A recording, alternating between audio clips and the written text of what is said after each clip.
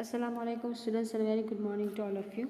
Yesterday I discussed about many news disaster and in that topic I discussed about the terrorism and now today I will tell you that what we have not to do when there is a terrorist attack, and after that I will start our next topic. So let's start. What not to do. Do not accept any goods or parcel from any unknown person. यानी कि जिस कोई अनजान आदमी हो, अनजान person जिसे आप नहीं जानते हैं, उसके हाथ से कोई भी पार्सल या फिर कोई भी चीज़ ना लें. Second, do not rent your house to an unknown person without require inquiry about him. यानी कि कंप्लीट इंक्वायरी किए बिना किसी भी अनजान आदमी को अपना घर किराए पे ना दें. उसके बारे में इंक्वायरी करके ही उसे घर दें. Do not sell your home, no mobile phone और vehicle to any unknown person. आप कभी भी अपनी गाड़ी या फिर अपना मोबाइल फ़ोन या फिर अपना घर बेचते हो तो अनजान आदमी को उसके बारे में कुछ भी इन्फॉर्मेशन ना हो, ऐसे आदमी को अपना घर या फिर मोबाइल फ़ोन या फिर व्हीकल ना बेचे. क्यों? क्योंकि हो सकता है कि वो आदमी इन चीज़ों का, आपकी चीज़ों का गलत इस्तेमाल करे गलत काम के लिए, तो उसके आप फंस सकते हैं. इसलिए उसके बारे में अच्छी से पूरी की पूरी जानकारी के लिए के बाद ही आप उसे ये बेचें. अब हमारा नेक्स्ट टॉपिक है रायट्स. दिस राइट्स यानी कि जो धमाल होती है ना, कहीं भी किसी भी देश में या फिर राज्य में या फिर शहर में हो, लोग बाहर निकल आते हैं, रैलियाँ निकलती हैं, मारा मारी होती है वो. This problem is faced by many countries in the world. If we examine general characteristics of any riot, it is noticed that most of the persons are not aware of its root cause or purpose.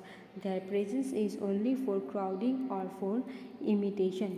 यानी कि riot बहुत सारे देशों में ऐसे rights होते रहते हैं, धमालें होती रहती हैं, और इसकी अगर हम जनरल कैरेक्टरिस्टिक देखें तो ये होती है कि जो भी पर्सन उस रायट में जुड़ा हुआ होता है उसको उसका कॉज यानी उसका रीज़न भी नहीं मालूम होता है, या ना तो ये मालूम होता है कि ये मेनली रूटली यानी इसकी जड़ कहाँ पे है, ये धमाले या ये सब कुछ ये कहाँ से स्टार्ट हुआ है, उसको ये कुछ भी नहीं मालूम होता है. वो तो बस ऐसे ही क्राउडिंग के लिए यानी कि इकट्ठा होने के लिए, इसको आगे बढ़ावा देने के लिए उसके अंदर जॉइंट हो जाता है. Such crowd which gathers without any common purpose or interest seems to disturb the peace intensely. Such riots make the administrative setup which is established by law and unstable. और ये जो लोग होते हैं इकट्ठा हो गए, ये जो धमाल करते हैं, ये जो कुछ भी करते हैं, तो उनका एक ही पर्पस होता है, उनका ये सिर्फ एक ही पर्पस होता है कि लोगों की शांति भंग करना, देश की शांति भंग करना. Sometimes when such riots take a political color and turn into revolt or are transformed into a communal riot, a social well-being and harmony are at risk.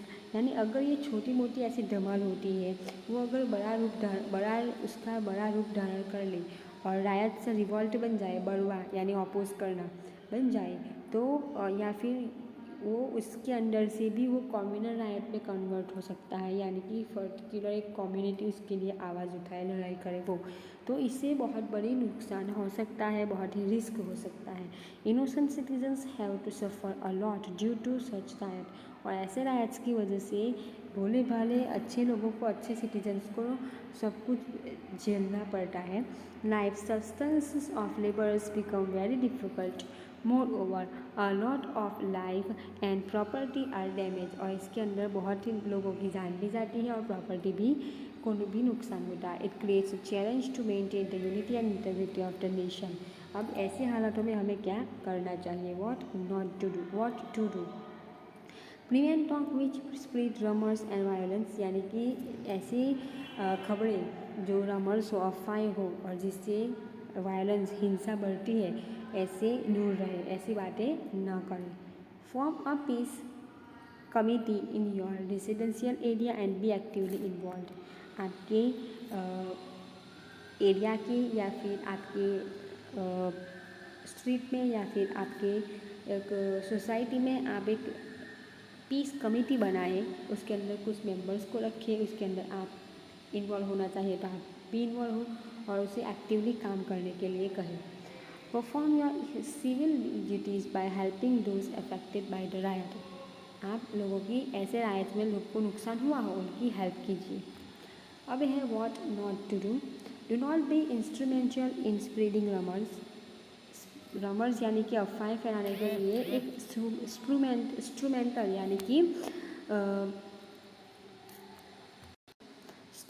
यानी कि एक साधन की तरह काम ना करें, यानी कि आपको एक साधन की तरह लोग चलाएं कि आप ऐसी अफवाहें फैलाएं, तो आप समझदार बनिए और ऐसी अफवाहें न फैलाएं।